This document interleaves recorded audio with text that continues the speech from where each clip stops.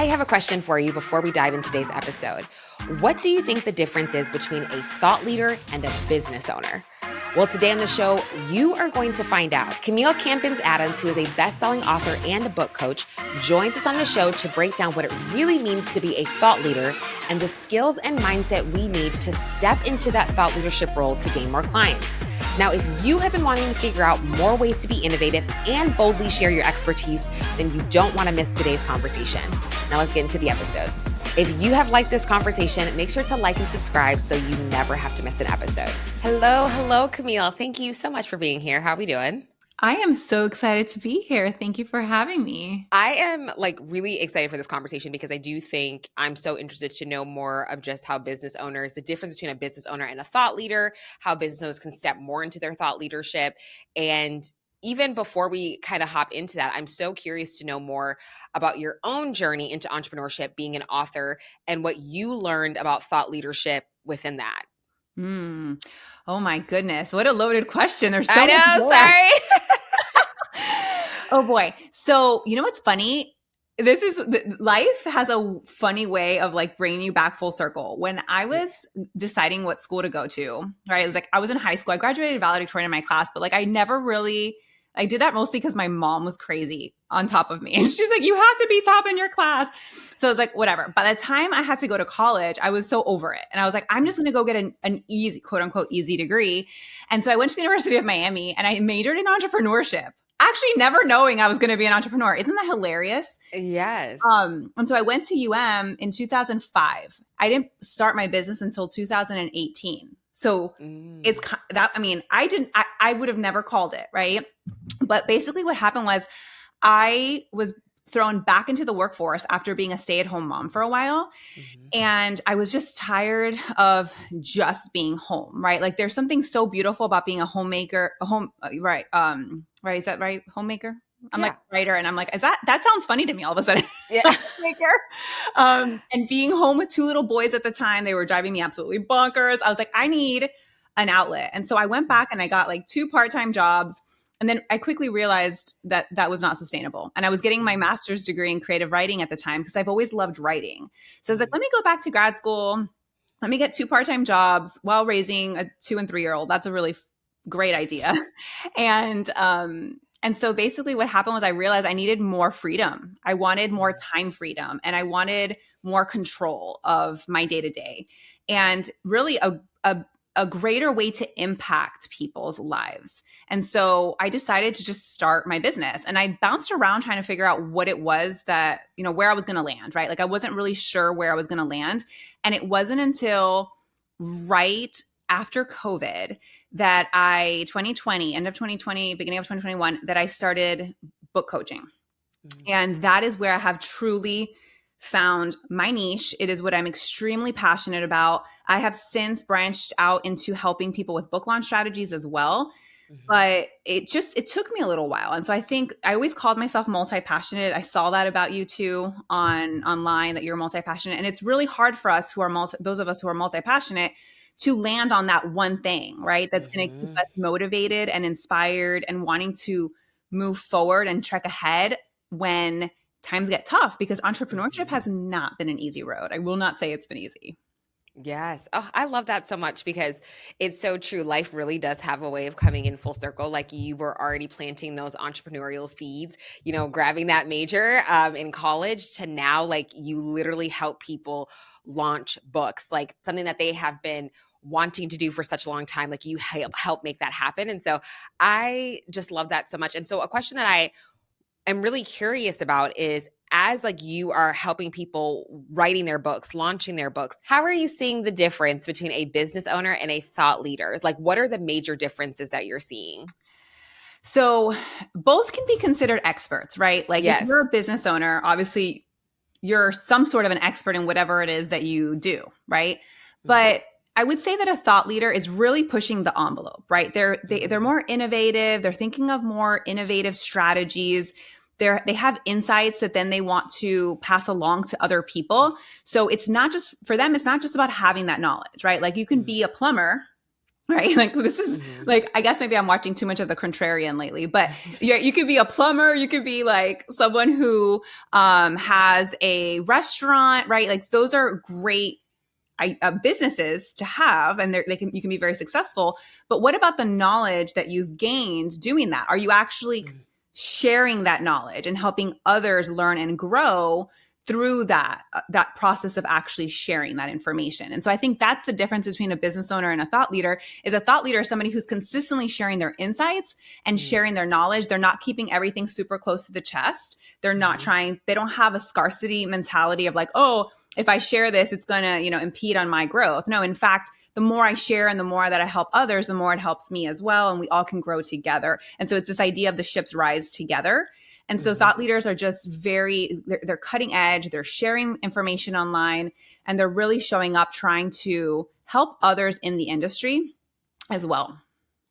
Do you think that being a thought leader requires like a level of vulnerability? Oh my gosh. You just hit the trigger word for me, vulnerability. I wrote a whole chapter in an anthology about vulnerability. Abso-freaking-lutely. Okay. And so like when we think of Brene Brown, right? Brene Brown comes to mind because she talks so much about vulnerability, and vulnerability is the thing that I love so much because I actually have a problem with vulnerability. I share too much. Like I am that person that sometimes gets too vulnerable with people. And then I'm like, man, everybody tells me I should keep things closer to the chest and I shouldn't be so open and vulnerable with what's going on in my life. But then anytime I tell people that, they're like, that is what we love about you, is how open you are. And so if you've noticed, like the people that others and audiences really connect with are the ones that are being vulnerable, right? They're the ones that are sharing their struggles and the lessons that they've learned. And that makes them so much more relatable in the end. And so it really, what it's doing is it's fostering this connection, this trust, and this ability to have an open conversation. And so anytime I work with writers, I tell them vulnerability is key. If you are not being vulnerable, the reader and the audience can sniff it out. They really can. They can tell when you're holding back. They can tell when you're not being truthful, and they can smell the BS. And so you don't want that, right? You want to be real. People are craving real authenticity these days more than ever, I would say. Yeah. Well, I'm really curious for you and your own personal journey of, like you said, like people have always said to you, like it's not like, don't be as open, keeping things closer to the chest. And you're like, I have a problem with vulnerability. How are you finding the balance essentially of where, all right, like I want to share this, but also too, I want to honor myself. I think I'm a very vulnerable person as well. I have no problem sharing my life, but I also too in my own journey have learned that it has to be a balance. Like not everybody needs to know every single thing of my life, right? Because some people can take that and not have the best intentions, but also too, I want to be able to help and support and inspire people. And I know that there's people listening that also struggle with that or trying to find the balance within that. So for you, what have you done that you have found that has really worked for you? So right now I'm doing a study on boundaries. I was actually just listening to one of your podcast episodes about boundaries. And I think it's really about like, what is the boundary line that you feel comfortable with, right? Because ultimately a boundary is where my responsibility ends and yours begins, right? And so as long as I have set a clear boundary of what I'm willing to share that is not going to either one, affect my family, right? It's not going to affect my family in a negative way. I actually had a situation this weekend where, my son, like I'll give you my son as an example, and this is very vulnerable, but I've been really challenged with my middle son. He's 9, and ever since he was 4, he has had severe mood swings.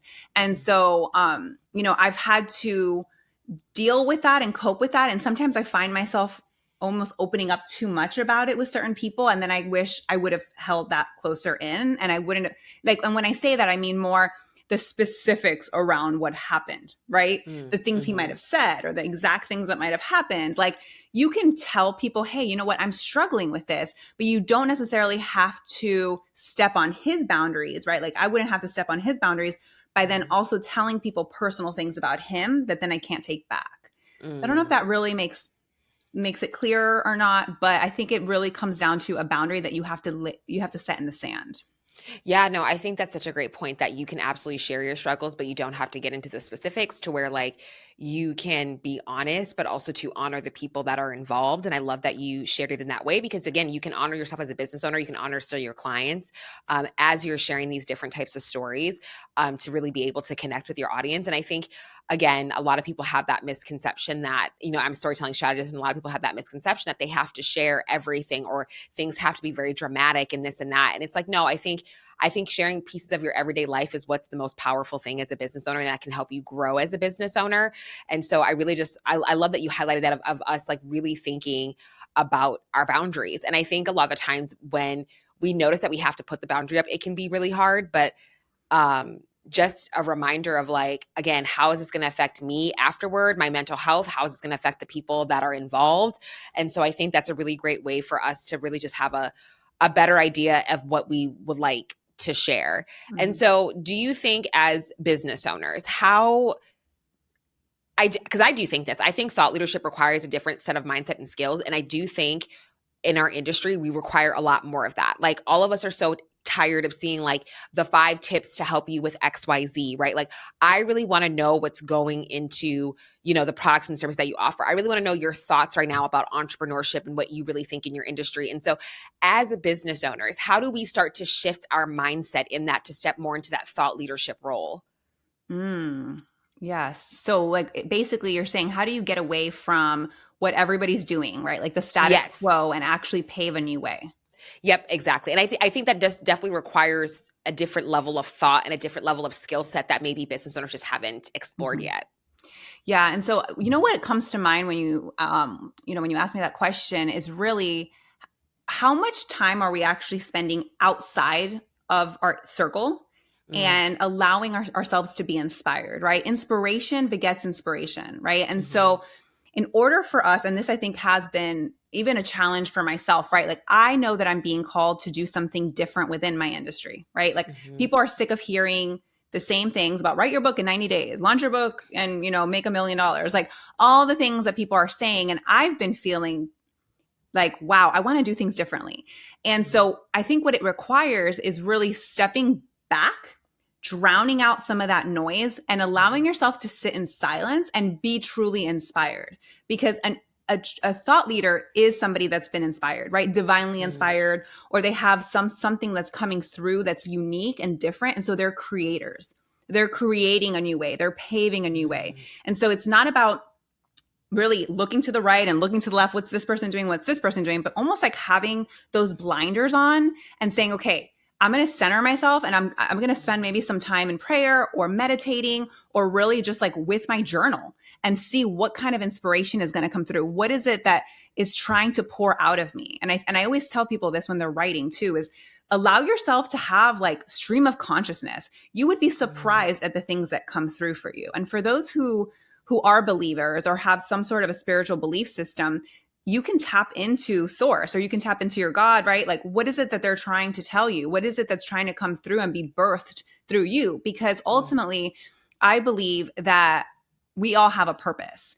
And if our desire is to be a thought leader, there's a reason for that. That desire mm. has been put inside of us for a reason. And we won't live into that calling unless we actually do the work, right? And step into it. Yes.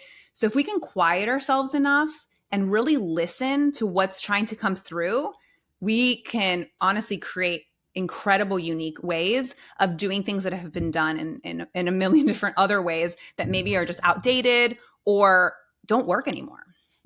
Yes, I think I love that because I just think of my own journey of I remember right before I like rebranded as a storytelling strategist, I like completely stepped back and took on no one-on-one work. Like I still had my retainer clients to where I was still having an income coming in, which was great, but it was because I was struggling. I was just like, I'm not really inspired anymore. I'm not really enjoying the work that I'm currently doing. I know I want to do storytelling strategy, but this just isn't the way.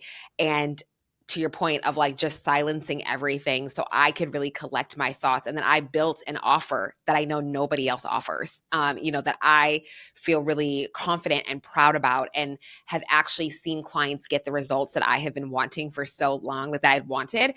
And I think that's just so important for business owners to remember that sometimes if in order to move forward, it's okay to take a step back. It's okay to just quiet everything out and just, I love what you said, that stream of consciousness of just really see what can be poured out of you, because it could lead into something that you would have never guessed and never expected. And I think to your point of leaning to get inspired, but also adding to that, doing the things that really truly bring you joy. I think that's where a lot of my best ideas have come, is when I am, I took a pottery class, and now I'm moving to Chicago. Like, I have it on my to-do list this year, is like get back into pottery, because I sucked at it so bad. In high school, I almost didn't even pass the class. I mean, the teacher was just like, pottery isn't your thing. Just do what you can to get the C and move on. And I was like, damn, like, so I feel like for me, going to pottery really healed my inner child in that sense. But however, I was so bad at it, even like as an adult, but it was so freeing to be bad at something again. And I just remembered, like, as a business owner, like, it's okay to be bad at something, because that's how it's going to propel you forward. And so even in my pottery journey, I always take those lessons and apply it to my business, right? So like, again, like, what are the things that really bring you joy as an entrepreneur, and lean into that, because it can lead you to such a beautiful journey in ways that you just never would have thought of. So I really appreciate that you brought that up. Yeah. Well, and I love how you followed up with that, because it's so true. We should always be trying something new, right? Something that takes us back to that beginner stage, because that's where we start to discover new things. It's where we grow. It's where really like we can become so much more expansive. If we just stay in our little comfort zone, we're not going to grow. And so I just love that you challenged yourself that way with pottery. That sounds like a lot of fun. It makes me think of that movie. What's the movie with, is it Ghost? With the pottery? I don't know. There's a movie with, oh my gosh, it's famous. And that's like the image that kept coming to mind for me. It's, the one, it's like kind of like a nice scene with a man and a woman, but they're like, oh yeah. And I think it was Patrick Swayze. Is it Ghost? What's the movie? I don't even know the name. I never knew the name of that movie, but yes, I know what you're talking about. So yes. I just had this visual of like, oh my gosh, that's so sexy. I love it. As I'm like sitting in dirty clay, trying to be like on my face. And I'm like, how the hell did this get here? As I'm like, there was nothing sexy about it, but I love that you brought that vision up. And I think, again, it's just to the point of business owners, like, that's just the beauty of starting over. And I think of one of our past episodes with Jasmine Starr. She said, you'll never get the chance to start at square one again. Like, you know what I mean? As a business. And so you always have to kind of like look for like, where's your square one? Because it's a very humbling experience, because we get so comfortable with where we're at, and you can easily get bored. You can easily all of a sudden start building resentment in your business. And so that's where it's like, if you find yourself that way, take a step back and go do something that's going to fill your cup, and see what that leads you. And it can lead you where you have a totally different new offer that you would have never thought of, or being, more innovative, like you said, cutting edge. And so, I think that's really, really key. And so this question, I think, is really important for business owners to know. So how do thought leaders establish their authority and influence in their industries? And how is this process different from the way that business owners might achieve influence? Oh man. Loaded gun. I know. Okay. So believe it or not, so I really do think that the thing that will make you a thought leader, there are two big things, right? Books and speaking on stage. There's just something about getting on a stage that makes people think, whoa, that person knows what they're talking about. That's why everybody goes and starts doing these TEDx, right? They're like, if I can get on a TEDx, I've made it, right? That's really just the beginning. But same with a book. If you have a book, people suddenly think, wow, this person must know what they're talking about. Now there's a caveat there. I worry that some people are putting out glorified business cards as books, and they're really not well done. They have typos. Oh my gosh, I bought a book from a guy who actually helps people write books and launch books. And I was like, I want to see what this guy's selling. And he had a million typos.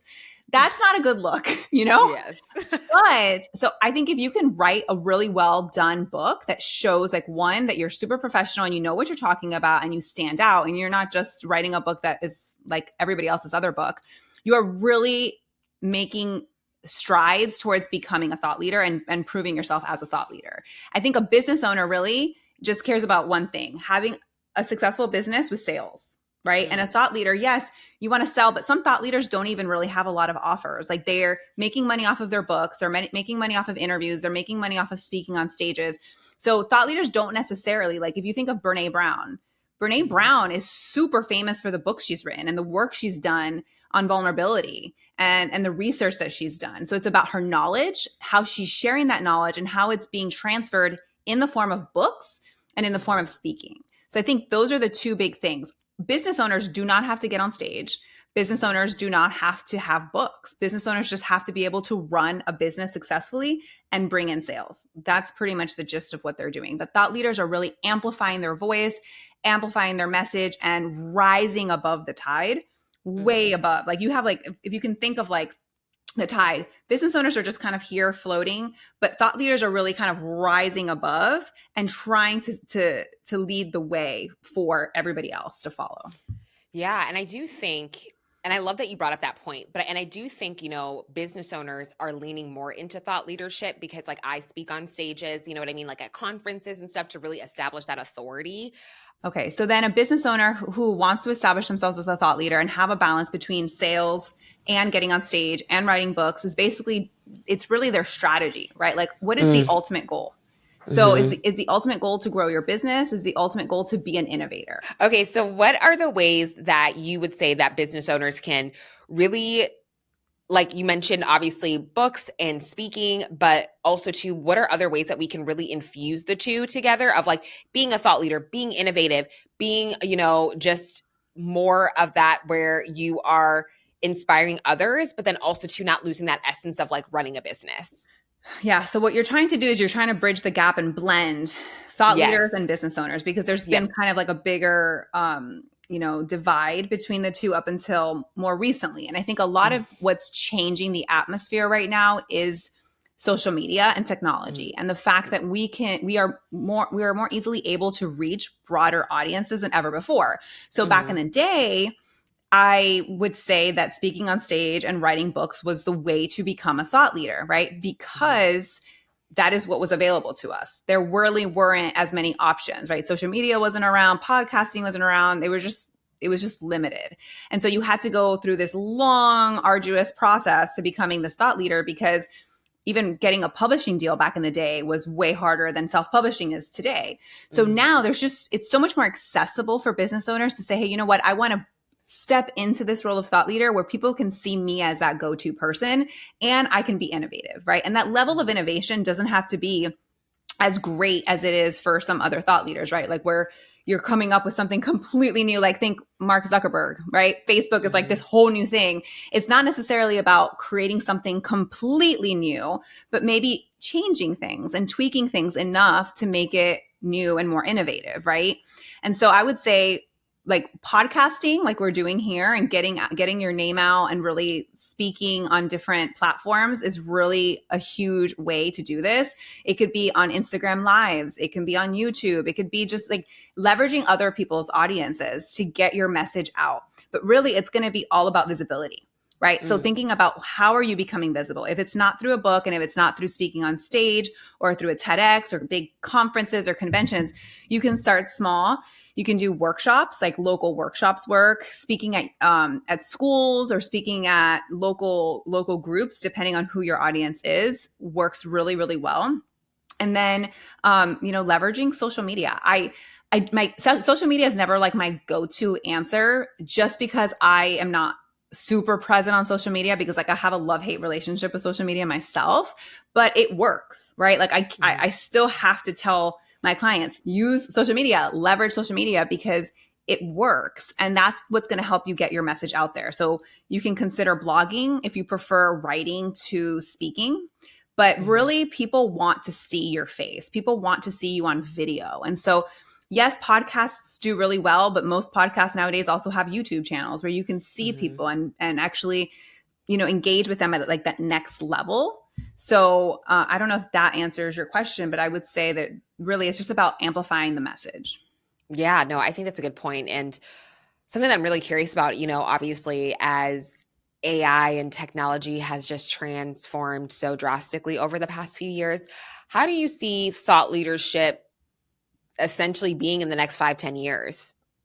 Yeah, how is it going to adapt? How is it going to change based on with everything that's going on with AI? Yes. Yep. So AI is it's a really tricky topic to talk about, right? Because especially as a writing coach, I think AI can be utilized for brainstorming. I think it could definitely be the thing that helps you come up with maybe outlines. Like I've had clients use it to help them with outlining their books or outlining speeches. But when it comes to actually writing, you have to be so careful that you are not plagiarizing, right? And that you are not leaning on AI to create for you, right? Like AI cannot be the creator. You are the creator. You are the genius. The minute that you give that up to artificial intelligence, you are dimming yourself. You are really almost I find that it's going to create some insecurities in people. They're not going to think that they're good enough to write as good as AI. They're like, well, what everything that AI comes up with is so much better than what I can come up with. So why even bother, right? So you have to be really careful with the use of AI that you're not going to allow it to really harm you, right? Like you're using it as a way to help, maybe shorten the timeline for how long it takes to do things, but you really have to be careful that the ideas that you are bringing forth are truly yours and that you're not plagiarizing, because we all know that there are authors that have been accused of plagiarizing. There are thought leaders that have been accused of plagiarizing, and it doesn't go over well. That completely ruins your credibility, and it will destroy your life if you're not careful how you're using AI. So not to scare people, I think you can still use it, but you have to be really careful how you're using it. Yeah, I think that's a really great point, because I do believe that AI can enhance things. But even for me, I have been using a lot more AI tools that have saved me a lot of time. But the way that I do it, because I just don't want to like even forget how to make a sentence, I write it first. I write it first myself, and then I have these prompts that like are really like attached to my voice of that. So I'll say like, hey, what are some ways that I can improve this? And then I make those edits myself, right? And so I think that's such a great reminder, and of just finding ethical ways of how to use AI to where like you are still putting in that human aspect of who you are, that emotional connection, that vulnerability. Those things AI can't produce, you can. And so I think that's just a really, really great reminder for people of using it ethically, but also to use it in a way to where like you're not losing the sense of who you are. And it's so tempting, right? Because you want to produce this content and you want to produce it quickly because we don't have all the time in the world. But I do think taking a little bit of that extra time to write things out yourself or create that content yourself, and then using AI tools to help with that, I think that's going to take you much, much further, and where you'll always be grounded as well as a business owner. So I absolutely love that. And this conversation has been so, so helpful. And so is there anything else that you want to add and share to independent business owners? I would say that if you're feeling the itch or the pull to jump in and actually start amplifying your voice, amplifying the message that you have to share, just do it. Don't hold back, right? Tomorrow is not guaranteed. And I think a lot of times we can just tell ourselves like we're too busy or things are just kind of getting in the way. And so people hesitate to write the book. They hesitate to speak on the stage. They don't do the things that they're being called to do, and then they turn around and 10 years have passed, right? So I just want to encourage everybody to do it, to just go out, take a leap of faith, and trust that you will succeed. Yes. Oh, I love that. This might even be linked to the next question I'm going to ask you your answer. But every episode we love to end with is, what do you think is the biggest differentiator between the businesses that succeed and the ones that fail?